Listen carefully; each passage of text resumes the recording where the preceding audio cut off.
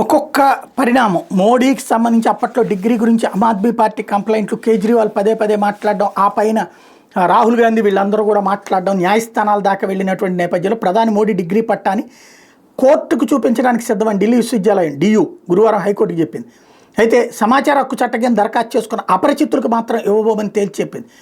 Delhi university తరపున హాజరైన solicitor general Tushar Mehta గురువారం విషయాన్ని ఢిల్లీ హైకోర్టు న్యాయమూర్తి జస్టిస్ సచిన్ దత్తా ధర్మాసనాన్ని చెప్పారు. సమాచార హక్కు చట్టాన్ని దుర్వినియోగపరిచేందుకు కొందరు వ్యక్తులు ప్రయత్నిస్తున్నారని ఆరోపించారు. ఈ కేసులో వాదన ముగిశాయని తెలిపిన జస్టిస్ సచిన్ దత్తా తీర్పుని రిజర్వ్ చేస్తున్నట్టు వెల్లడించారు. నీరజ్ అనే వ్యక్తి సమాచార హక్కు చట్టం కింద దరఖాస్తు చేస్తే ప్రధాని మోడీ డిగ్రీ ఉత్తీర్ణత సాధించిన ఏడాది 1978 విద్యార్థులు అందరి రికార్డులు తనిఖీకి అనుమతించాలని గతంలో కేంద్ర సమాచార కమిషన్ ఆదేశించింది. కావాలని ఆ రోజున జరిగినటువంటి కుట్రలో అదొకటి. బేసిక్గా నా డిగ్రీ నువ్వెవడు అడగడానికి, నా డిగ్రీ నేనే అడుగుతా. ఒకవేళ నా డిగ్రీది నేను ఏదైనా ఉద్యోగానికి అప్లై చేసినప్పుడు దాంట్లో తప్పో ఒప్పో ఉందంటే ఆ సదరు సంస్థ వాళ్ళు వెరిఫై చేస్తారు. మధ్యలో ఎవడో గొట్టంగాడు వచ్చి అడిగేది ఏంది, వాడికి సమాధానం చెప్పాల్సిన పని ఏంటి ఆర్టీఐ యాక్ట్ కింద?